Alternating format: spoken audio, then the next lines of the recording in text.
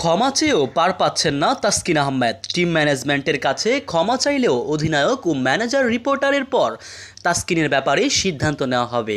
সহ অধিনায়ক হয়েও টিম বাস মিস করার ঘটনা সিরিয়াসভাবে নিয়েছেন বোর্ড, জানিয়েছেন বিসিবি পরিচালক ইফতেখার রহমান মিঠু।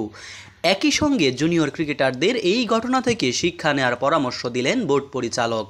বিশ্বকাপে বাংলাদেশের খারাপ পারফরম্যান্স ছাপিয়ে দেশের ক্রিকেট আলোচনায় ভারতের বিপক্ষে ম্যাচে তাসকিনের টিম বাস মিস করার ঘটনা, সেমিফাইনালে খেলার সুযোগ থাকার পরও চেষ্টা না করা, সুপার এইটে কোনো ম্যাচ না জেতা কিংবা ব্যাটারদের ব্যর্থতা, এসব ডাকতেই কি সামনে আনা হলো তাসকিন ইস্যু। সে যাই হোক, দলের গুরুত্বপূর্ণ অভিজ্ঞ ক্রিকেটার এমন কাজে ক্ষুব্ধ বোর্ড।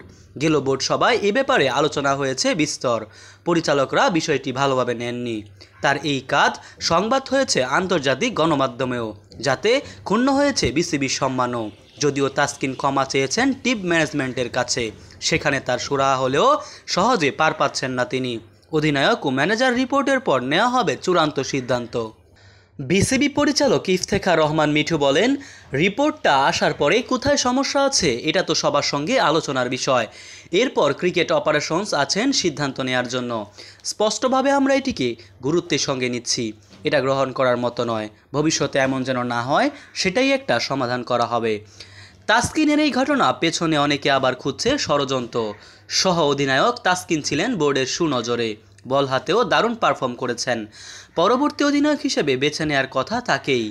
ঘটনা ক্যারাবিয়ান দ্বীপে সুরাহা হলেও কেন দেশে আসার পর আলোচনায়। তবে বোর্ড এই ঘটনা থেকে কঠোর বার্তা দিতে চান তরুণদের। শৃঙ্খলা ভঙ্গ করলে যে কেউ পার পাবে না তার দৃষ্টান্ত হতে।